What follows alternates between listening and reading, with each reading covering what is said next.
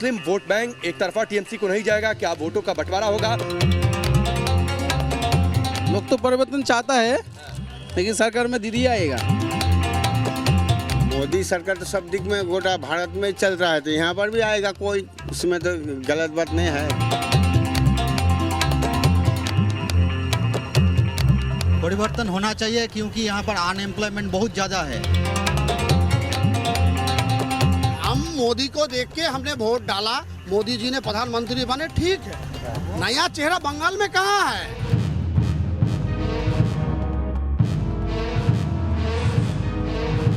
डाली में दो ही फूल है, बीजेपी और तृणमूल है। हर तरफ से महिला के ऊपर अत्याचार हो रहा है। हम यही चाहते हैं कि बंगाल की परिवर्तन हो। टीएमसी को कोई नहीं पसंद करता है।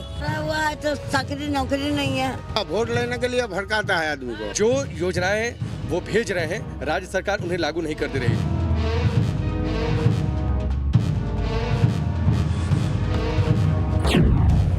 पश्चिम बंगाल के चुनावी सफर पर आप पहुंचे हैं मालदा, पश्चिम बंगाल का सीमावर्ती इलाका या फिर हिंदुस्तान का सीमावर्ती इलाका, क्योंकि इसके बाद बांग्लादेश की शुरुआत हो जाती है। कुल 7 विधानसभा सीटें आती हैं, लेकिन जब मालदा का जिक्र आता है तो मालदा का अपना एक वैभवशाली इतिहास है, जिसके बारे में सबसे पहले आपको बताना जरूरी है। मेरे पीछे जो आप तस्वीर देख रहे हैं, इसे एसआई ने खुदाई के बाद यह तस्वीर आपको देखने को मिली है।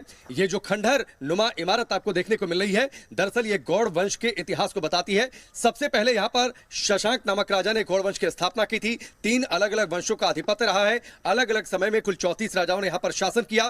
3 अलग अलग वंशों का आधिपत्य, मुगल शासक भी यहां पर आए, अंग्रेज भी यहां पर आए। ये नायाब उदाहरण है, शायद हिंदुस्तान में ऐसा उदाहरण आपको कम देखने को मिले कि एक जगह पर 34 राजा, 3 वंशों का आधिपत्य रहा हो। तो वैभवशाली इतिहास दिखाएंगे मालदा का परिचय आपसे, और उसके साथ ही यहां का चुनावी मूड क्या है, लोगों की सोच क्या है आने वाले चुनाव को लेकर, इसकी भी चर्चा।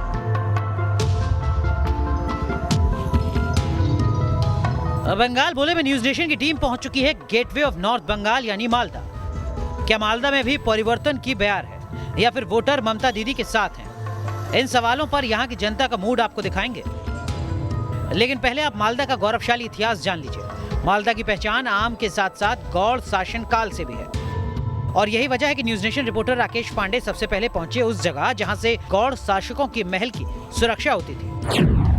इस वक्त हम मौजूद हैं मालदा में। मालदा में गौड़ वंश के शासन का जो वैभवशाली इतिहास रहा है, उसकी तस्वीरें हम आपको दिखाते हैं।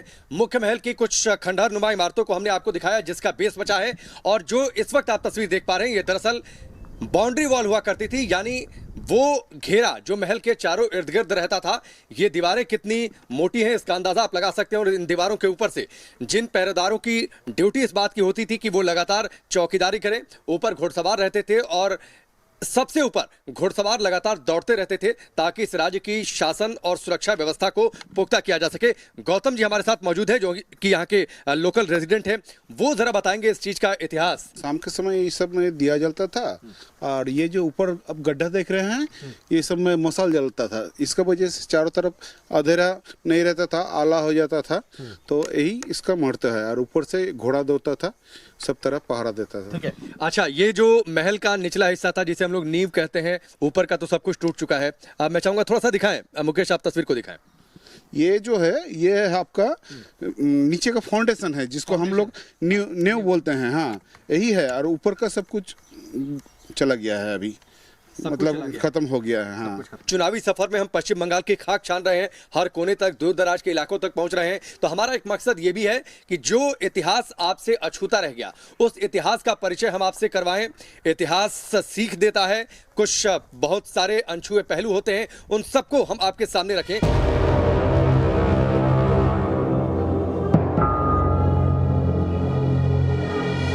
गौड़ शासकों के महलों के इन अवशेषों के बाद न्यूज नेशन रिपोर्टर मालदा के इतिहास को समझने के लिए लुका-छुपी गेटवे पहुंचे।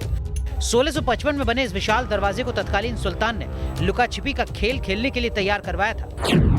इस वक्त हम मौजूद हैं मालदा में। मालदा का जो वैभवशाली इतिहास गौड़ शासन काल के दौरान का, उसकी एक तस्वीर हम आपको लगातार दिखा रहे हैं। ये लुका चोरी दरवाजा है। सन 1504 में सुल्तान नसीरुद्दीन शाह ने इस दरवाजे को बनवाया था। 48 फीट इसकी ऊंचाई है करीब, और 13 फीट करीब ये चौड़ा है। कई सारी जगह इस पर घरनुमा आकृति आपको दिखाई दे रही है। इसके आसपास बागान भी आपको दिखाई दे रहा है।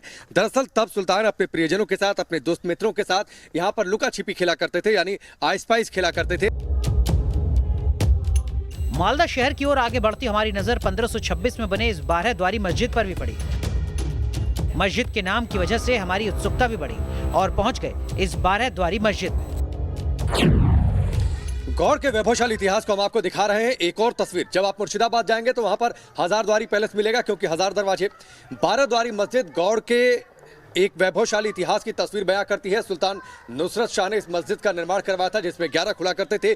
एक कॉरिडोर खास तौर पर महिलाओं के लिए था। मैं आपको जरा दिखाता हूं 12 द्वारी मस्जिद, जिसमें खास ध्यान महिलाओं का भी रखा गया था। एक कॉरिडोर खास तौर पर उनके लिए रहा करता था। ये मुख्य दरवाजा इस 12 द्वारी मस्जिद का, 11 दरवाजे यहाँ पर और एक ये 12वां दरवाजा। ये अपने आप में एक खासियत है मालदा की। मालदा में गौड़ वंश के शासनकाल का एक पुराना इतिहास रहा है। अगर सरकार इस पर ध्यान दे आने वाले समय में तो बहुत सारी पर्यटन की संभावनाएं यहाँ पर हैं। इसके साथ ही यहाँ पर रोजगार के कई सारे मौके भी निकलकर सामने आ सकते हैं। तो ये एक और तस्वीर गौड़ के वैभवशाली शासन की, उसके इतिहास की।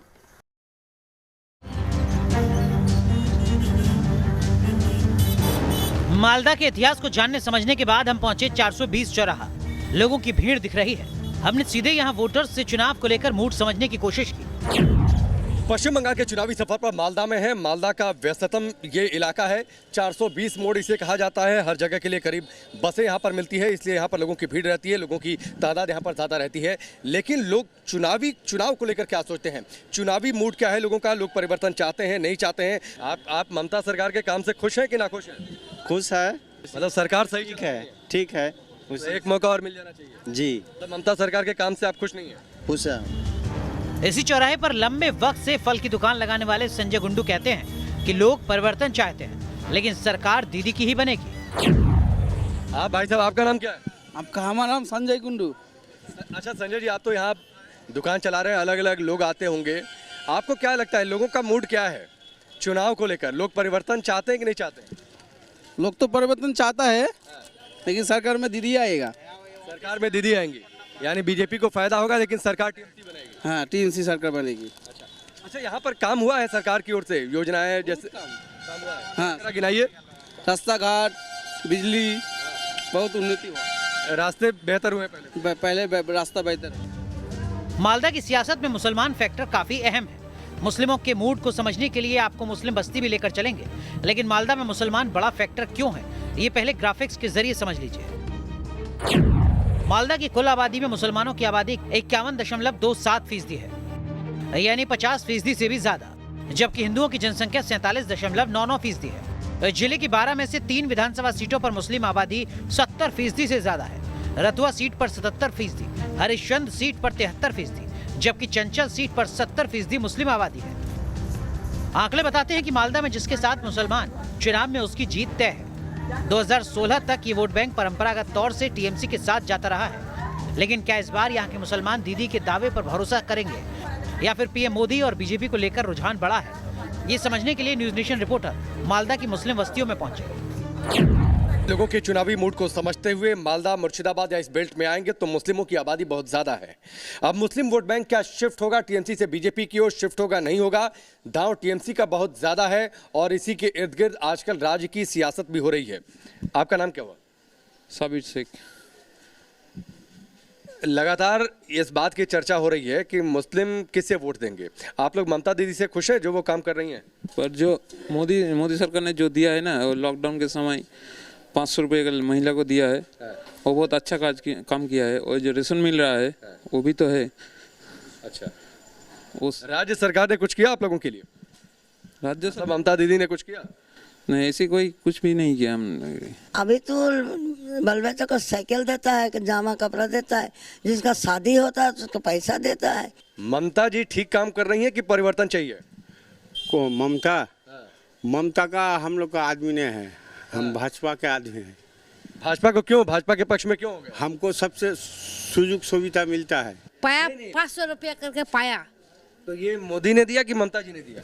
मोती बच्चा पढ़ा हुआ है तो चाकरी नौकरी नहीं है। वोट लेने के लिए भड़काता है आदमी को। तो क्या वाकई में मालदा में जहां की मुस्लिम आबादी करीब 50% है या फिर उससे ज्यादा है कई जगहों पर, तो वाकई क्या मुस्लिम वोट बैंक एक तरफा टीएमसी को नहीं जाएगा? क्या वोटों का बंटवारा होगा और एक बड़ा हिस्सा बीजेपी की ओर भी शिफ्ट हो सकता है? और अगर वाकई ऐसा होता है तो परिवर्तन जिसका दावा बीजेपी कर रही है, 200 सीटों पार का जो नारा दिया जा रहा है बीजेपी की ओर से, क्या वाकई वो नारा साबित हो जाएगा? मुस्लिम बस्तियों में लोगों से बातचीत के बाद ये तो समझ में आ गया कि इस बार मालदा के मुसलमान ममता सरकार से नाराज हैं। लेकिन जिस बंगाल में नारी को शक्ति के रूप में पूजा जाता है, जहां पिछले 10 साल से एक महिला मुख्यमंत्री हैं, वहां की महिलाएं क्या ममता सरकार के कामकाज से खुश हैं? हर तरफ से महिला के ऊपर अत्याचार हो रहा है।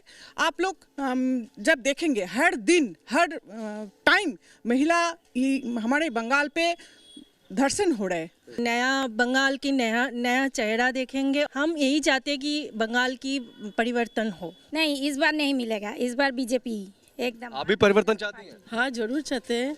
बंगाल में जय श्री राम कोई नहीं बोल सकते हैं। अगर कोई बोले तो उसको अरेस्ट कर रहे हैं, उसके ऊपर केस हो रहा है। लेकिन जय श्री राम हमारा तो धर्म का एक राम जी को हम लोग पूजते हैं। तो बंगाल की जो महिला है जो राम को पूजते हैं, अगर उसके नारा देने से किसी के ऊपर अत्याचार होते हैं, उसको केस देते हैं, तो फिर इसके ऊपर तो महिला सोचेंगे, जरूर सोचेंगे। ठीक है। राज्य में कुल वोटर्स है करीब 7.18 करोड़ के आसपास, यानी 7.2 करोड़ के आसपास जो है महिलाओं की तादाद है। कुल वोटर्स की तादाद है जिसमें करीब 3.25 करोड़ महिलाएं हैं। यानी एक बड़ा फैक्टर जो बिहार में हमने देखा था कि नीतीश कुमार को अगर दोबारा सत्ता मिली तो ये जरूर एनालिसिस में ये कहा जा रहा था कि महिलाएं कितना वोट करती हैं, किस पक्ष में वोट करती हैं, क्या उनका वोटिंग परसेंटेज एकजुट रहेगा नीतीश के फेवर में, ये काफी हद तक तय करेगा कि उन्हें सत्ता मिलती है या फिर नहीं मिलती है। ये कमोवेश जो हमने कुछ महिलाओं से बातचीत की है, ये ट्रेंड बंगाल में भी देखने को मिल रहा है, मालदा में भी देखने को मिल रहा है। और अगर ऐसा होता है तो वाकई ये एक गेम चेंजर साबित हो सकता है बीजेपी के लिए राज्य की सत्ता में। लोगों से बातचीत करते हुए न्यूज नेशन की टीम पहुंच गई है मालदा के फव्वारा चौक पर। लोगों को लेकर जनता का मूड क्या है, ये समझने की कोशिश की। मुख्य मालदा शहर में इस वक्त मौजूद है और मालदा शहर के बीचों बीच का चौराहा व्यस्ततम पूरा बाजार है। इधर पोस्ट ऑफिस है और ये फुहार चौराहा बोला जाता है, यानी फाउंटेन मोड़ बोला जाता है। लेकिन यहाँ पर मुस्लिमों की सोच क्या है आने वाले चुनाव को लेकर, आम लोगों की सोच क्या है, मुस्लिम मतदाताओं की सोच क्या है, आम लोगों की सोच क्या है, ये हम जानने की कोशिश करेंगे। बातचीत भी हम लगातार कर रहे हैं। मुद्दा कुछ नहीं है, सब ठीक है। अरे मुद्दा कुछ नहीं है, कुछ नहीं, सब हो गया है, सब दीदी ने दे दिया। यहाँ पर तो डेवलपमेंट रुके हुए है बहुत दिन से, और यहाँ पर जो म्यूनिसिपैलिटी का करप्शन है वो दिखाई दे रहा है। ममता सरकार जो यहाँ पर सेकुलरिज्म का झंडा गाड़ के बैठा है और जो 10 साल से काम कर रहा है, इसलिए हम कुछ लोग खुश हैं। 12-13 साल पहले बोले थे कि ओड़ा एक बिनते दुटी फूल बीजेपी और तृणमूल। अच्छा, आप जरा हिंदी में बताइए इसको। वो लोग एक ही माने क्या बोलो, थाली के चट्टे बट्टे की डाली में 2 ही फूल है, बीजेपी और तृणमूल है। रिपीट इटसेल्फ, ये तो होना ही था। ठीक है, चलिए ये देखिए लोगों का मूड है। लोग जो मिल रहे हैं कुछ खुलकर बातचीत कर रहे हैं, कुछ बोलना नहीं चाहते। ये भी कहना है कि बंगाल में बहुत अधिक वोटर्स ऐसे हैं जो कि साइलेंट वोटर्स हैं, वो खुलकर बोलते नहीं हैं, चुपचाप वोट डालकर चले आते हैं। तो साइलेंट वोटर्स क्या कोई अलग परिवर्तन की बातचीत कर देंगे आने वाले चुनावों में, ये देखना दिलचस्प रहेगा। लेकिन फिलहाल ये व्यस्ततम इलाका, अब जिधर आप देखिए चारों ओर बाजार है। आमतौर पर बंगाल में ऐसी जगहें आपको कम देखने को मिलेंगी, कितना मार्केट, इतनी भीड़, इतनी चहल पहल। मालदा बड़ा शहर है, विधानसभा सीटें कई यहाँ पर हैं, लेकिन ये मार्केट की तस्वीर है। मुख्य मालदा शहर है और थोड़ा बहुत बेहतर शहर, साफ सुथरा शहर। लोगों की शिकायत ये रही है कि पहले साफ सफाई बहुत ज़्यादा शहरों में नहीं हुआ करती थी, लेकिन बंगाली वोटर्स का वाकई बहुत जगहों पर लोग खुलकर बोल नहीं रहे, साइलेंट वोटर्स हैं, ये तो बात तय है। अब साइलेंट वोटर्स किस ओर वोट करेंगे, ये चुनाव जिस दिन वोटिंग होगी उस दिन तस्वीर साफ होगी और असल तस्वीर, असल पिक्चर आ जाएगी मतगणना वाले दिन, या जब भी चुनावों की घोषणा होती है, जिस दिन रिजल्ट का दिन घोषित किया जाता है, उस दिन बातचीत साफ होगी, तस्वीर साफ होगी, परिवर्तन होता है या फिर परिवर्तन नहीं होता है। कैमरामैन मुकेश के साथ राकेश पांडे, न्यूज़ नेशन, मालदा।